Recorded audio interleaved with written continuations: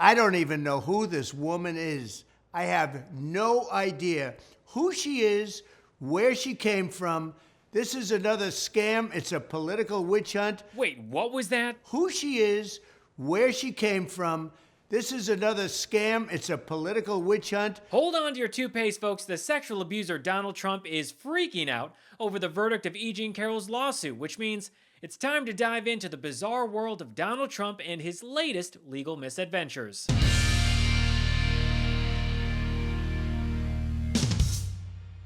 Well, it seems like Trump's legal woes are multiplying faster than his ex-wives, and if there's one thing that we can count on, it's that this case has provided us more material than all of Trump's failed business adventures combined. Donald Trump, the man who brought us cheap golden faucets, red hats not made in America, and more outrageous tweets than a flock of birds on Covfefe, can now legally be called a sexual abuser. A jury found that Trump is liable for sexual abusing and defaming E. Jean Carroll, and wait, before you gasp, I just want to remind you, this is Donald Trump that we're talking about. And just to clarify, this is a civil case, which means that Trump won't be strutting his way to the slammer or getting a swanky jumpsuit to match his spray tan. It just means that Trump might have to cough up to $5 million, and we all know how much he loves spending his hard-earned Oh, wait. Never mind. Now, for those of you who are not familiar with E. Jean Carroll, she's a brave journalist who accused Trump of raping her in a department store dressing room back in the 90s. And if there's one thing we know about Donald Trump, it's that he's got a real soft spot for sexually assaulting women in department stores. This may be the best of all.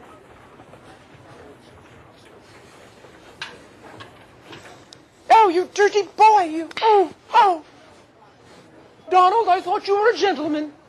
You can't say I didn't try. Oh, my mistake. That was actually Rudy Giuliani dressed in drag, which just goes to show you how fake the Republican Party's outrage really is. Anyway, back to Trump. Like any other mediocre reality TV star, Trump denied the allegations with his usual eloquence, saying this about E. Jean Carroll. She's not my type.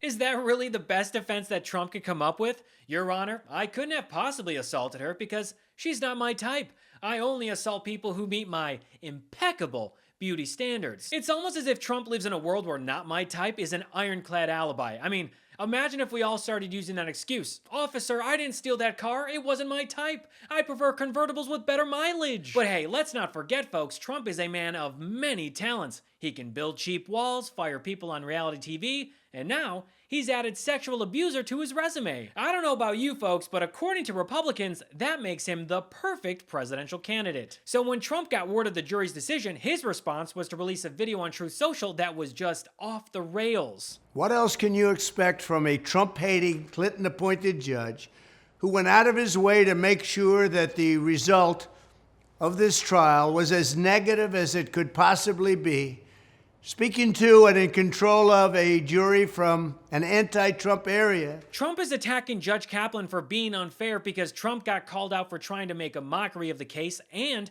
posting unhinged things on Truth Social about the case. So even after Trump fled to Ireland and Scotland to avoid appearing in court and then whined from a golf course about how unfair the case was, Judge Kaplan still gave Trump an opportunity to come to court to testify. So when Trump was given the option to show up or shut up, guess which one the 5-time draft-dodging Bone Spurs coward chose? You guessed it, Trump acted like a Hey, I'm just quoting Chrissy Teigen. Anyway, Trump continues to claim that he never met E. Jean Carroll. I don't even know who this woman is. I have no idea who she is, where she came from. This is another scam. It's a political witch hunt. Except there's one problem with that, and it's the fact that there's a photo that shows them together. I don't even know who the woman. Let's see. I don't know who. It's Marla. You say Marla's in this photo? That's Marla. Yeah, that's my wife. Which woman are you pointing to? No. Here. Carol. Oh, is that? The person okay. you just pointed to was I E. Jean see. Carroll. Who is that? Who is this? Point, your wife. And the woman on the right is your then wife. I don't know. Ivana? This was the picture. Ivana. I assume that's John Johnson. Is that That's Carol. Carol? Because it's very blurry. Trump squints and tries to say that the photo was blurry, except here's the photo, and as you can see, it's so blurry, you can barely, clearly see the guy all the way in the background. Come on, Trump, you think that someone who loves a camera more than a Kardashian loves a selfie would remember being in a picture with someone. This whole deposition is not only hilarious, but also pathetic. Trump can't tell the difference between a woman he claims to have never met and his wife, who apparently was his type. I mean, Trump is so lost and confused, it looks like he was spun around in a circle and asked to pin the tail on the donkey. And speaking of spinning, Fox News couldn't even spin that train wreck that we just watched. Your thoughts on that, Andy, as it might have been interpreted by this jury? Well, I think the context for this, Martha, is that he said she wasn't his type. So, the last person you would want to confuse her with would be someone you married. Now, I just want to take a moment to appreciate the irony of Trump's situation. Trump, a sexual abuser, also made this claim about women during the 2016 presidential debates. Nobody has more respect for women than I do. Nobody. Maybe Trump should actually update that claim to be, nobody sexually abuses women like me. And now, Trump is a known sexual abuser running for president in 2024.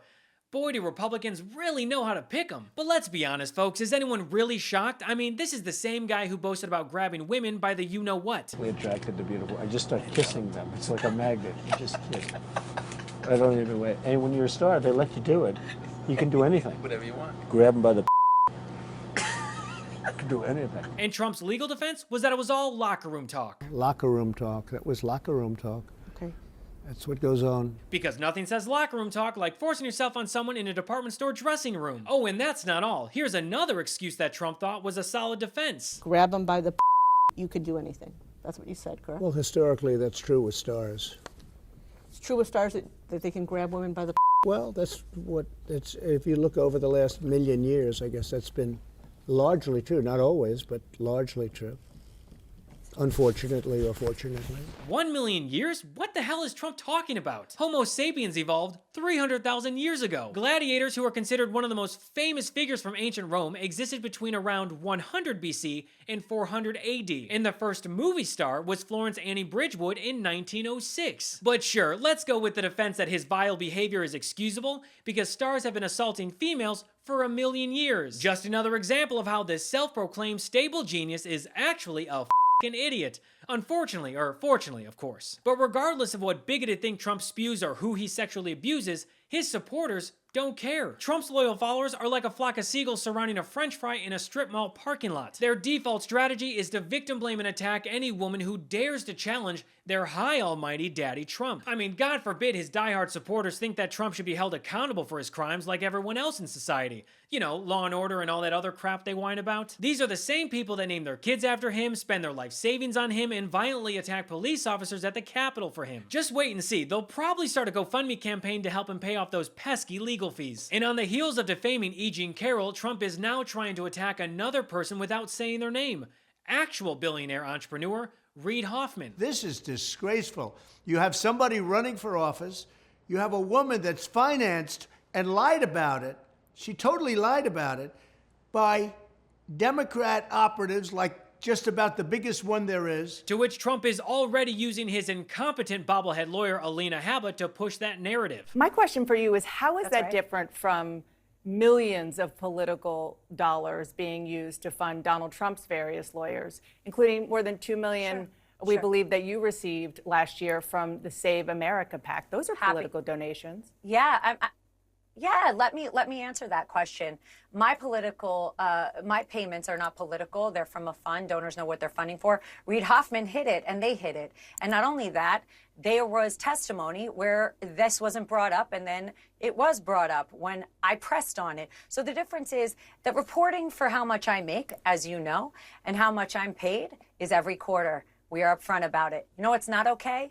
Funding anybody that you don't like politically, paying them to sue people, and then having people like George Conway convince somebody or persuade them to file a suit. That is the difference. I'm Alina Habba, and I like to play whataboutism and blame everyone else for my own legal failures. Ah, man, I don't know how she does that. And the one person who seems to keep coming to Trump's defense is skittish mouse Mike Pence, which is kind of pathetic when you remember that Trump supporters literally chanted, "Hang Mike Pence" on January 6th.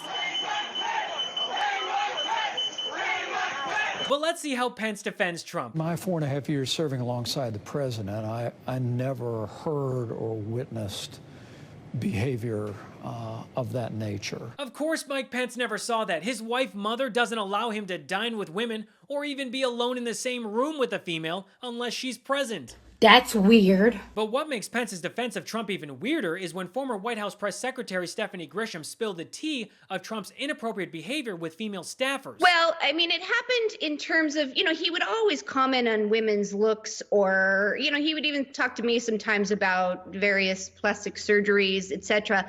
But with this one staffer, it was really bad, to the point that I was extremely uncomfortable. And, the sad thing is, every senior staff member knew it. Everybody talked about it in our White House. And, I challenge anybody to say what I'm saying right now is not true.